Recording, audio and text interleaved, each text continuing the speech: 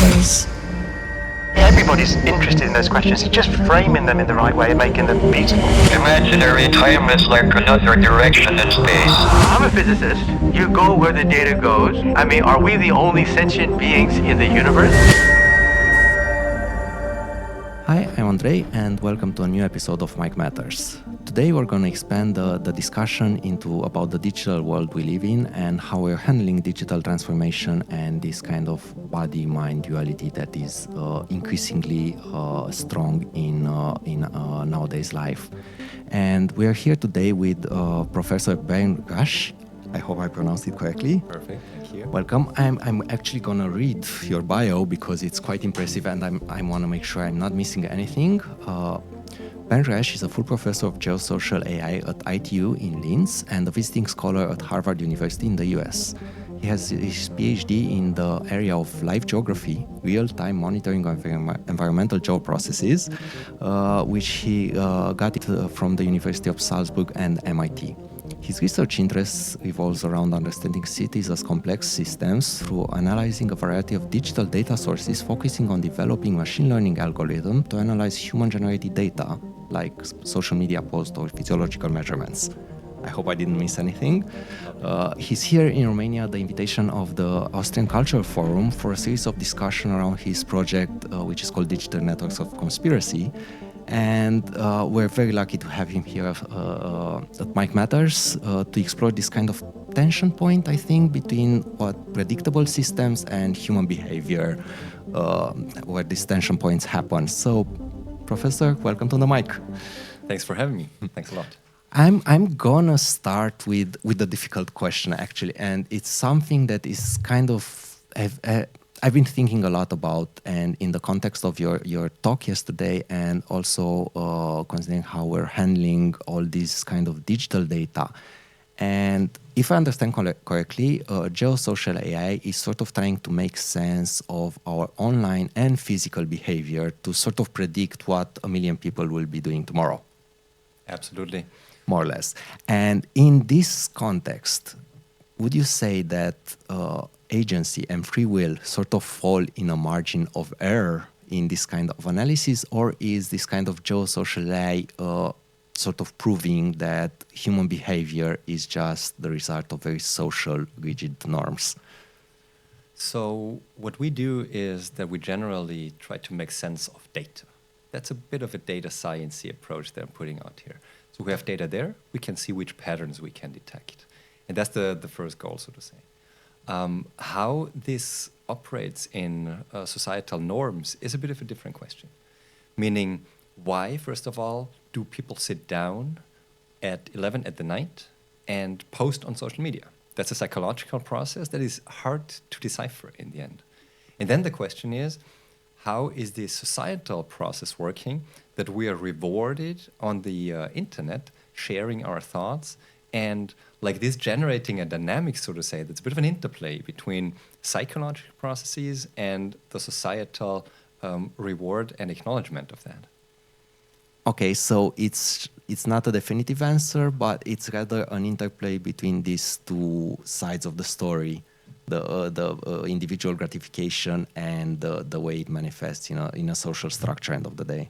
I would say so. There are several reasons for posting on the internet, and one of them is this triggering of the reward system. Basically, you're releasing dopamine if you get likes, if you get a friendship request approved, if you get positive feedback on your post, if you have new comments and a lively discussion on your website and so on, right? So that's the reward system that is triggered. That's one thing.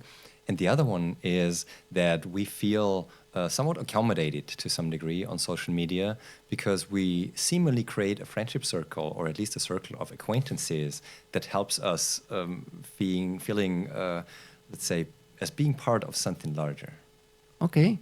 And going back to the research and what Geo-social AI is, what is Geo-social AI besides the definition that we can read online, and how would you explain it to your daughters maybe? Yeah, there is a bit of a history to that. So I'm a computer scientist by education, and for me at some point, computer science was a little bit too technical. It's basically shifting bits and bytes around behind the scenes, which was too much into only text, so to say. And then during my PhD, I shifted towards geoinformatics, which is basically trying to analyze real-world processes, geographic processes about the Earth, through computer science methods. And then, so that's geoinformatics. That's let's say a discipline at the intersection of geography and computer science. And now what I want to do with geosocial artificial intelligence is that we research artificial intelligence methods to understand geographic and social processes. And this could be human movement, human behavior, but also we want to get an insight into the world, into processes, without being there. So it's not an in situ measurement in social media, for example, but it's a remote observation, so to say, that we take. Okay, and what kind of data are you using in modeling this kind of analysis?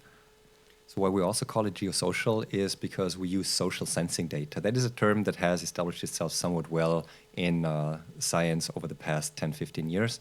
The idea is people contribute to the internet, Web 2.0, prosumers, right? That would be the keywords.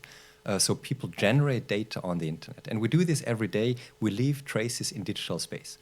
Only by, moving through digital space physically and carrying our phone. Like, for example, the mobile phone provider would know where we are. We post on the internet. We post on social media. We conceive forum entries on newspapers and so on, right? Online newspapers. And all these data say something about the world. Yes, of course, about the person, but this is not what we're interested in. We're no psychologists, and we don't want to know how a single person works, but what these masses of data tell us about the world. And this could be social media posts, this could be newspaper entries and forum posts as well. This could be physiological data, like all the fitness watches and so on that we're wearing. This could be mobile phone data, everything that's generated through our actions basically as being citizens. And what about the geographical data? So the geographic position is inherent to most of the data we're using. So there is a saying that has been semi-proven in science over the past 20 years that 80% of all data that exist in the world have a geographic reference. So for example, if you say I measured 27 degrees Celsius, it's worthless if I don't have the spatial context, like where it's measured, and yes, of course, also when it's measured. But the geographical context is super important for interpreting those data. And for social media posts, for example, many people share where they are at the time of posting. So they say, I'm just in Bucharest at this nice podcast studio and we're recording. Or they say, I just observed flooding in the city of XYZ in a country. Or I'm just visiting this and this museum, right? So this could be implicit or explicit geographic references that people share on, for example, social media. I was actually curious if you use this kind of explicit data, people stating where they are, or do you infer it from the content of the postings, or if you take some metadata from the posts as well? Yeah, all of the above, basically. All of the above. Sometimes people share even their GNSS positions, GPS positions, basically, along with their posts. So then we have an exact position. Sometimes they say where they are, and these could be different granularities. There is a difference if I say I'm at this and this statue versus I'm at a certain, building, for example, like the University of Bucharest, or whether I'm in Bucharest or whether I'm Romania, right? So there is very different granularities in references. So either people post about it and say where they are. Yes, we can also infer, like, for example, a concert of, but that's not what we do so far a lot because that's quite a heavy NLP task, natural language processing. Because in the end, what people post on social media is usually a bit of a, jibber-jabber, or let's say it's at least mostly not grammatically correct sentences. So you need a lot of contextual knowledge and human interpretation to actually understand what a person is saying. To decode, and you imply this kind of decoding algorithm when you analyze the data, or you just try to get the most important aspect of the messages? So mostly we go for explicit mentions because that's the easier part, and that's not an easy one at all because there can always be different uncertainties. For example, people can refer to a location in situ or remote. So I'm just here, or I remember my last vacation, for example, in Paris, for example, right? So they would be referring to a distant location. And then there is also a temporal component, like past, present, future, where they refer to, again, a current event, I'm just here, or past or present, I was there or I will be there. So that's a bit the hard part of deciphering that. And that's enough of a challenge for now already for us. So the implicit references are still a bit harder to extract. Okay, I can only imagine. And why do you do that? What was the end game? What's the actual use case for this kind of analysis? So we started all this a bit from a domain perspective. So we know that some domains like disaster management, for example, are not fully optimally operating at this moment, let's put it like this. For example, disaster management is working very strongly based on remote sensing data. So for example, you take images with a satellite. But then the satellite images have a few caveats. So for example, the satellite is orbiting around the Earth, and you cannot take pictures of any point in the Earth at any point in time, because you need to wait until the satellite is coming over this area of interest again. Exactly. And this could take you a day or two or three sometimes, right? That's one thing, the temporal resolution. The second thing is spatial resolution. When you look onto the Earth from like 10 kilometers above, there is a limit, a physical limit to what the camera actually can capture. And then you only have a remotely sensed impression, mostly a visual one, that basically represents your phenomenon. For example, a flooding event. And now what we do is we continuously harvest a stream of data, and that's freely available on the internet, social media posts, for example, like from X or other microblogging platforms. And like this, we at least address some of those issues which I just mentioned with remote sensing data. So first of all, it's real-time data, because those data come in as a stream. The second thing is we have in situ data, people reporting what they see in front of them. And this could be they say things about, I don't know, that's a flooded area. They take pictures that we can use to analyze. And like this, we get a bit of a different understanding. And not saying that it's either or, it's better or worse, but both of these methods and data sources have their pros and cons. It's a different way of looking at the same thing, basically. It's an addition, yes. Can you give any kind of real-world example where this kind of analysis was used and what was the outcome? Yeah, so the fun part is that it's actually quite much transferable. So in disaster management, we can delineate which geographic areas are affected by a natural disaster, like which areas have been flooded, which areas have felt an earthquake, and so on. Then we can also transfer this to epidemiology, like how is a contagious disease spreading in space and time. Migration movements, of course, urban planning. So that's the beauty of the methodology and the data source, that it's actually quite generic. And if I would go into a specific example, I would say disaster management has been, working rather well, because we still talk about science, right? There are many research challenges we haven't solved so far.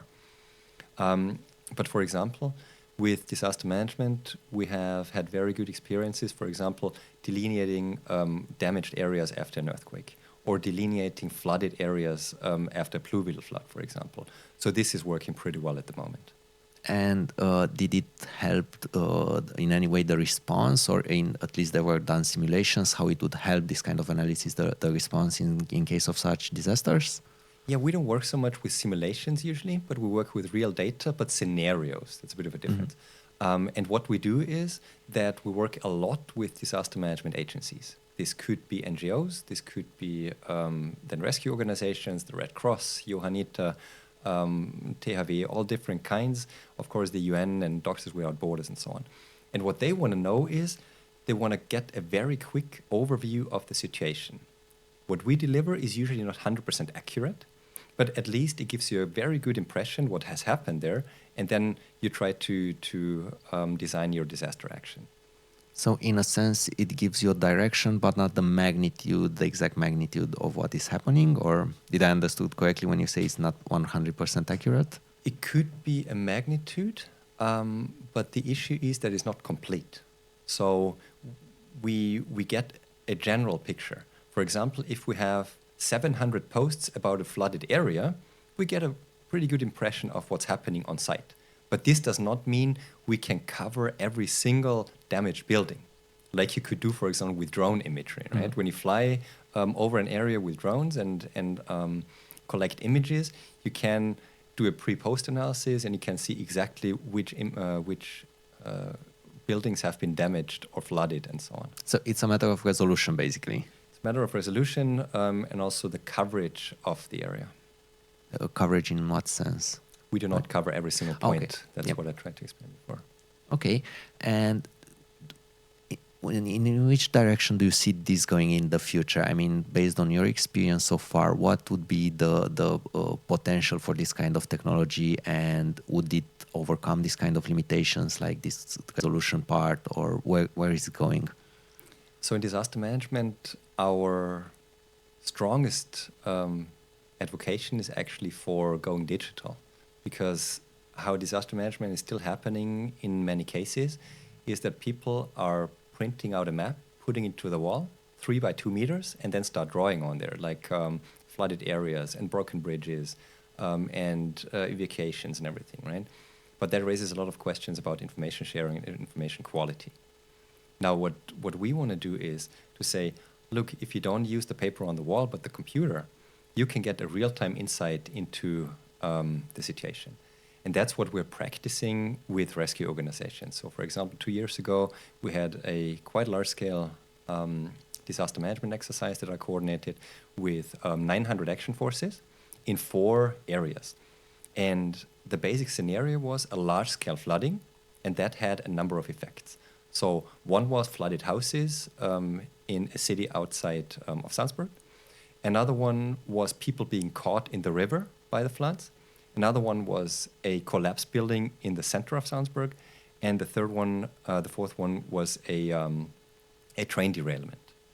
And each of those were real, right? Like outside in the world. For example, for the collapsed building use case, we used a building that was just demolished for being renovated, more or less, right? So we prepared it, and then we had people buried below the debris, and then we had rescue dogs searching for them, and so on and so on. And the same with the train derailment, right? The train was really derailed, so to say, and then we had a CBRN unit there because it was at least in the scenario, the train was carrying chemicals.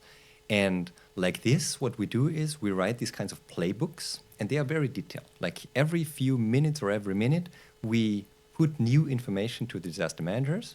And this could either be the mayor of a village has called and said the bridge has collapsed. Okay, how do we deal with that?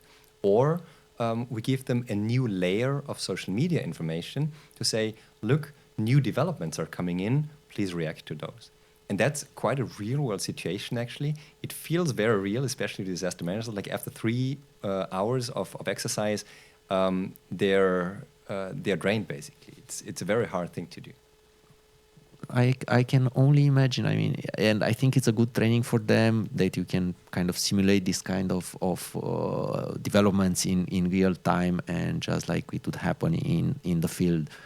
And what were the results of this exercise? What kind of feedback did you get? So the feedback, and I can share also the video that's on YouTube, which is a bit of a summary of the exercise, is that everybody was thinking it's very helpful. And that's the regional disaster managers, that's the rescue organizations, and so on. So using artificial intelligence methods to analyze these new kinds of data, which is drone images, which is in situ reports. Even we sent out people to really take pictures from the event and so on, helicopter rescues. And of course, there's social media information that we generate. Everything was really helpful in its way, and combining that gives them a better overview of what happens in the situation. Having said that, it's still difficult to implement into the real world. So disaster management is a super stressful process. Like when people are there, they're basically sweating blood. And then many pieces of information come in that they have to deal with in real time and then take action. And it's a very responsible job as well, obviously. So what happens most of the time is that people revert back to mechanisms that they know very well. And that's painting on the wall, as I mentioned before. So going into this digital age and really using digital tools requires a lot of training, first of all, but also trust in the tools and the information we provide. And that's still a pathway we need to take. And I think it's also a lot of responsibilities on your shoulders as researchers dealing with these kind of hypothetical scenarios and developing tools to mitigate these kind of disasters. How do you feel about that? So what we do is we create a proof of concept. And of course it has to work because it's totally detached from reality, then nobody will use it and nobody will find it valuable.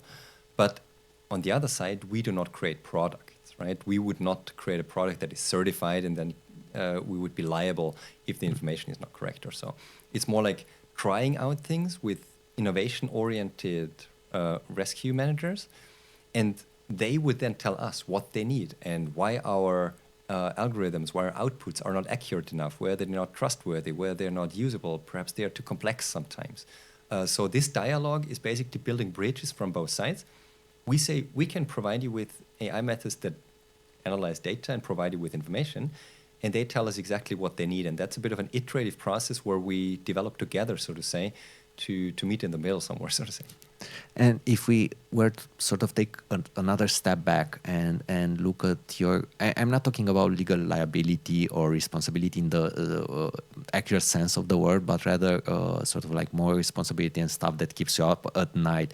So if we take another step back and look at how you feel about the data you're analyzing, because you're basically taking the more or less intimate thoughts, because we still keep thinking that the social media posts are an intimate part of us. And you take these kind of intimate parts of people and you crunch them into data. And you never know where this kind of research will go in the future and who might use it and how. So how do you deal with that? What are your thoughts on that? Yeah, that's a pretty broad question, and that would fill another podcast, I guess. So I'm going to start like this just to be explicit. We are only using publicly available data. So we are not jumping into private communication channels, for example, right? If you send a message, like an SMS message to somebody, we do not see that. We do not see, for example, WhatsApp channels or whatever, right? So that's definitely the case. What we analyze is public posts. For example, on microblogging platforms like Blue Sky, like Mastodon, like Twitter, now X, and so on. So everybody who shouts out into the world should hopefully know that everybody can listen to that as well, because that's what all of us, when we sign up to these platforms, have signed in the terms and conditions. Agree. Yeah. Yeah, we tick the box, exactly. That's not an excuse for anything, and we cannot do anything, but that's at least a disclaimer to say we use only information that basically everybody can view by going to the website of one of these social media platforms. Now, the other thing is that there are a lot of ethical concerns, and they are very broad. First thing is re-identification. That's mostly one of the ethical and privacy concerns. If we have, 15 posts by an anonymous user, could we infer from the data they post who they are? And sometimes you can, right? You start seeing that they post about the same location, about the same topic, but then you would have to take a very strong effort to actually identify them, meaning marrying this with other data sources. Credit card records, census data, where they're working, where they're living, which friends they have, like for instance from Facebook and so on, right? So that's always the question. Can the person be re-identified with a low or reasonable effort? And that's obviously a very soft statement. So there is no clear limit to that. But having said that, as I mentioned before, we are not interested in single persons, but we're interested in collective patterns. So we just see areas, so to say, where many people post about something, like, for example, a natural disaster. We do not want to know who posts about that, and we do not want to know about why or what they want to achieve. And that's the ethical part in there. And then, of course, we have also created privacy by design guidelines for ourselves, and we have published them, of course, and that we consider in our research. So first of all, that's IT-based concerns. You have to have a safe IT system and so on. Then it's also managerial parts. For example, you have to have a data steward so that only certain persons have access to a database. Then, of course, we have all different kinds of anonymization and pseudonymization techniques that we use. So we can never see in our data any kind of clear identity of a person. That's just not the case. Yes, we can see, of course, the text that people wrote on social media. We do not see who that is. Okay. this sort of laid the groundwork for my next question, which is you talk about social media and large structure of people, but at the same time, we're talking about how those people act at an individual level. So would you say that this kind of modeling models sociological structures or psychological intentions? Yeah, so I would mostly go for the sociological one, because understanding the psychology of why people post on social media is, I think, virtually impossible, because there are so many contextual factors and confounding factors, whereas the sociological part is a bit more clear. In the end, we observe patterns, how society that is represented to some degree, it's not always representative, but people express themselves on social media, how social media sees the world, right? And that's something where we try to derive statistical patterns. It's also hard to ground truth, right? Meaning we see social media a bit as a window to the world or as a mirror of society, depending on from where you're looking at. Yeah. And there, our assumption is that if we have a statistically robust sample of people who post about the same thing, yeah, we assume that this thing is true.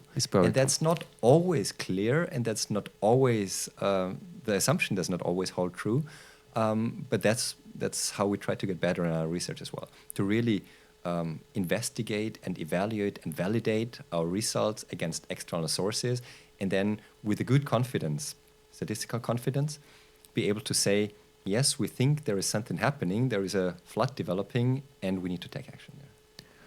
Going back on what you said, that if a lot of people post about something, it has a high probability of being true. How do you kind of one filter for kind of fake news, for example, because we know that especially in the past years this has been happening a lot, and you would get a lot of posts that were promoting something that was obviously not true. And the second part of the question for me is related, but you can take them separately, is how do you sort of try to match or create a correspondence between what the digital actions of someone are and how do they reflect into the physical world, if you try to look at that? So let me answer the first one first.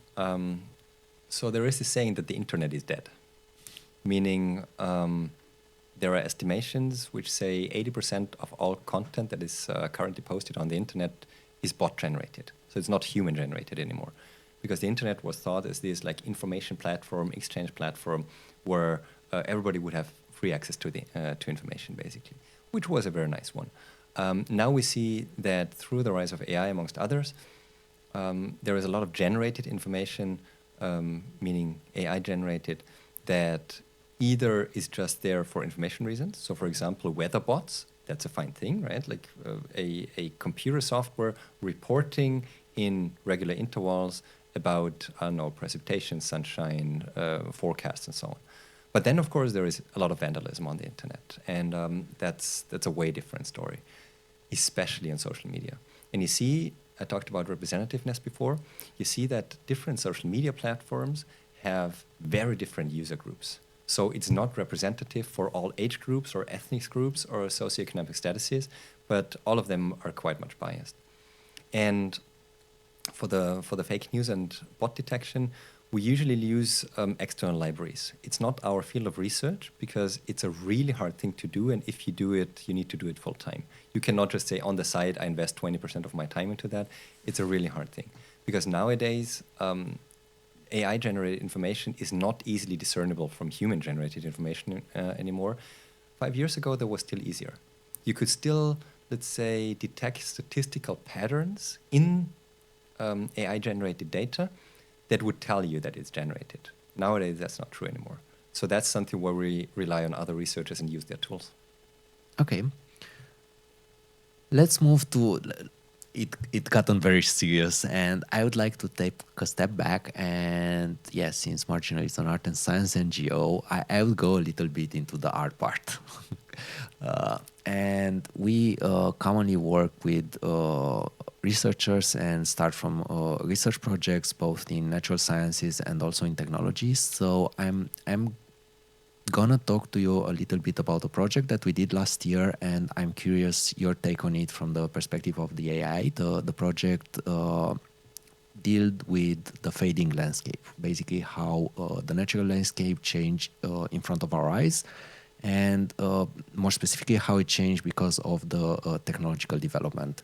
The project started actually in Rotterdam, and the port of Rotterdam, I found out during this project, is the main entry point for technological components in Europe. Everything comes through there, and then it spreads out. And part of the initial research was to pretty much like your networks of influence, was to map how the natural landscape changed along the routes of the trucks, for example, that left from the port of Rotterdam with electronic components. And particularly in Bucharest, we focused on a specific area that changed a lot in the past 20 years because it's close to the computer science faculty. So all the dorms are there and a lot of students that live there. So a lot of companies build IT campuses, tech campuses, and all kind of buildings there, which further affected the environment.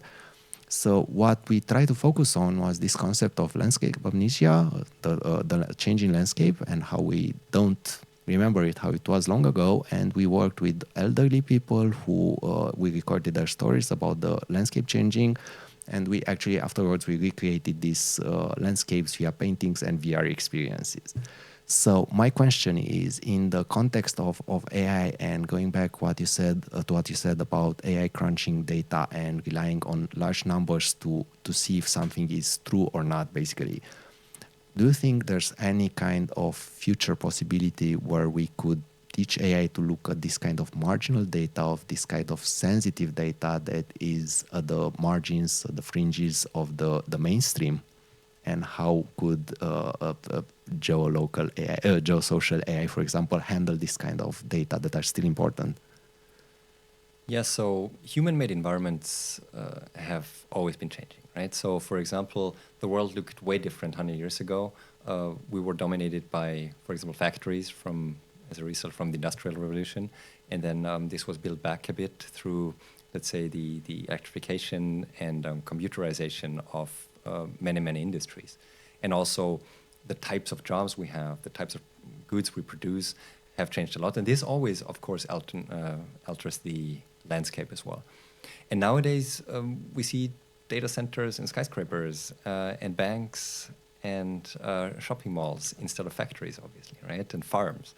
So I think this is a natural progress that continues and that will shape us for the future. As for how AI will be able to accommodate that, I would say the marginalized keyword is an important one. Because what's happening right now is that everybody, or most people in AI, try to analyze large-scale data sources. And there is a bit of an opinion that the larger the data source is, the better it is. Now, this is not always true, of course. So first of all, the training data sets that we're using are just so large because they are sometimes imprecise. So you always want to model a certain distribution in machine learning, right? And if you have a very, very good data set that exactly represents the process you want to investigate, you just need few data and it's easy to train your model. But then again, if you have something more messy, which is understanding social processes from different kinds of data, and then the data even are messy because social media data, why is somebody sitting down and creating a post? How are they expressing themselves? Language is imprecise, everything, right? So that's why you need these large types of data. On the other hand, if you have a specific process you want to investigate, a small data set could be sufficient. And that's where also I think AI research will go, because so far we have investigated a lot of foundation models. And one instantiation of foundation models are large language models like GPT, like Llama, like DeepSeek, and others. And they are basically able to generically answer all different kinds of questions. And the opposite would be, I have a very small model that is very good in answering a specific question, but cannot be transferred to other domains or use cases. And there, I think we're going to have a bit of a middle way to say ensemble learning or AI agents are this direction, where you say you have a number of models that an AI agent can pick and choose depending on the question you want to answer. And that's, I think, the avenue where your question is going to head as well. Yeah, no, it's a very interesting perspective, and yeah, it's in their name, large language models. But since they've become so mainstream, it's hard to think of any other alternative and going more specific on certain use cases. But yeah, I think this is an economic necessity, really, because, for example, even the large-scale companies, Amazon, Meta, OpenAI, and so on, they have troubles getting their models trained for economic reasons. First of all, it's a question of money. So there are different numbers around, but it costs like hundreds of millions of dollars only for training the model once, like a large language model, like GPT. The second thing is you need a very specific hardware to do that. And that's basically graphics cards, like in gaming PCs, right? GPUs, graphical processing units. And these just don't exist much in the world. There is mostly one manufacturer, which is NVIDIA, and they just cannot serve the entire market. So last year, Meta only purchased 350,000 GPUs, which is a value of $3.5 billion US. Okay, so how often are they going to do that? Because once you buy them, they're outdated already. Second thing is, you're going to think at some point whether it's worth to really train your large model, or you're going to go for smaller ones and interchain them. And that's where I think the switch will come from. It's a sheer economic necessity amongst others. okay, yeah. Thank you for the very interesting perspective. But yeah, I think is a very nice way to think about the future, where even AI would get more customized and answer specific tasks. The other project I want to talk to you about, and it's another side I've been thinking about when hearing about Geo-social AI. It's a project it was called Cyber Body Systems. It was the continuation of a project called DigiSense, actually from Linz, led by Claudia Schnug, and it dealt with how digital transformation is implemented in businesses particularly, and how we can sort of try to navigate this gap between the physical world and the digital world when we have mainly physical processes like blue-collar jobs, like jobs that require manual input and so on, but all the trainings happen in the digital world. And what we did was to get technology experts with neuroscientists and with dancers to experiment with different kind of technologies and digital technologies and see how they embody the different aspects of the technology. And so my question is, how do you feel that Geo-social AI could sort of integrate this embodied experience? So talking about what I'm referring to is that you're mainly analyzing the digital traces that we want to leave, but humans move in the real world, see in the real world, sense in the real world. Do you see any kind of gap in between what is happening with the physical bodies versus the digital bodies, or are you addressing that in any way? So no, I don't see a gap, because it's the same thing, right? It's just two different representations. One of them is what we share digitally, but we share digitally by doing what we do in physical space. So there is no gap from this point of view, at least. Just one example.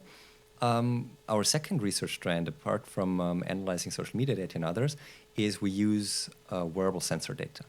So, for example, we collect data through wearable sensors like watches or chest belts, such as electrodermal activity, heart rate variability, skin temperature, and others, so physiological parameters, to make conclusion on an emotion psychological process.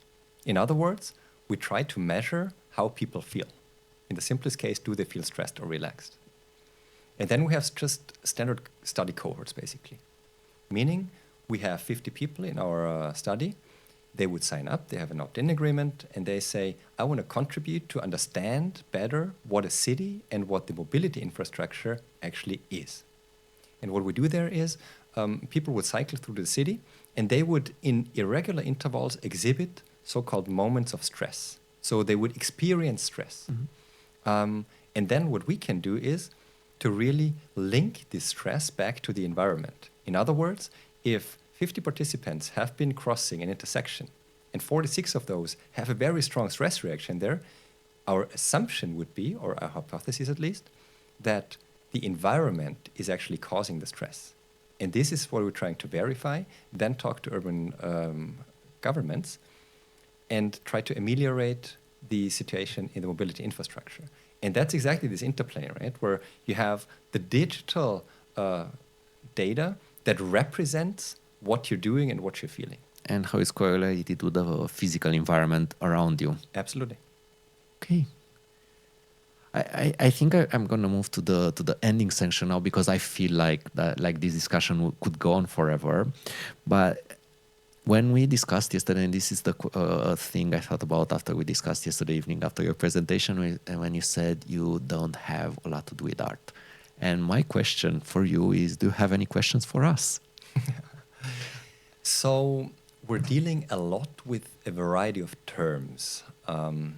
First of all, intelligence. Artificial intelligence, that's a bit hard to define already. Then the question is creativity. Like, for example, can AI be creative? And then there is this notion of progress through digital innovation. And all of those are interlinked, obviously. Pointed question, do you think from an artistic viewpoint, as you see AI now, but imagine like 5 to 10 years ago, it's going to progress, right? Is AI an artistic element that you can use, or is AI by itself creative, or how it's going to shape the artistic landscape? I think artificial intelligence, large language models created a huge ripple effect in the art world in general. You can see from the strikes at Hollywood to how individual people react. But I think it's just a moment in time, and end of the day, AI is a tool.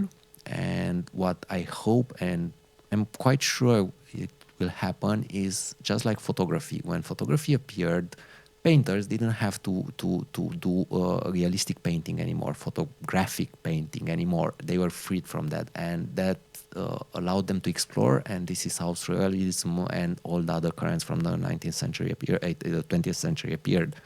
So from an artistic point of view, I think AI should be pretty much liberating for the art world. And on the other hand, going back to how you opened your question, I think that the differences between what is happening in the research world and what is happening in the artistic world, and how this kind of differences and difference in terms and difference in perspectives appear, I think this is actually the real problem we're facing nowadays. And I think this is going to be my personal conspiracy theory, but I think this kind of gap appeared due to the Industrial Revolution, where we needed to become very extremely well specialized in one task and one task alone, and we lost the overview. And I think that with the amount of data that we're creating nowadays, it's impossible for one person to be a new Leonardo da Vinci and manage several fields. But I think what we need to do is start learning together, start communicating, and going across fields and getting people from different fields to come up with their expertise and put it together to build something. I would agree, and I would say that terms of intelligence and creativity can be somehow answered positively. Of course, there is debate, but also through what she said. But there is always another component to art, which is aesthetics. So, in very simple terms, what makes an art piece beautiful, or why do we like it, more or less, right? Is that something? I mean, it's a very emotional and subjective thing, obviously, right? Do you think that it can be represented through AI, meaning in the end you need to structure the characteristics of what is aesthetic? Do you think that can be done, or is it just like a random process that can come out or not? That's actually a very good question, and I think it's one of the difficulties art world is facing today, because it's taking aesthetics as the end game of the artistic process, whereas aesthetics in the broader meaning of the term means knowing the world through your senses. It doesn't inherently mean something beautiful. It means a way of discovering what is around you. So if you think as aesthetics, for aesthetics as the process not the end game, then it turns the problem on its head, and AI can definitely become a tool that lets you explore this kind of aesthetics approach to reality. Yeah, then we go a little bit towards imagination as well, right? Yeah, The concept of course. imagination. And imagination has a lot of like different instantiations, so to say. Could be sensory images, could be propositional imagination, could be supposition, or even free association, where I just combine elements that have not been combined and just have the freedom of creating something new, right? And it can be AI hallucinations as well. Absolutely. So is an hallucination probably creative or not? I think this is the question we'll end with. But if people want to find out more, besides your website, which we will have in the descriptions, where people should look for you. So first of all, we will put up a few links below the video. Second thing is our LinkedIn webpage is rather well curated. So just look for Geo-social artificial intelligence, and everything else you can find from there. Perfect. Thank you so much. And we'll come back with questions from our viewers probably. Thanks so much for having me. It was a blast. Mike Members.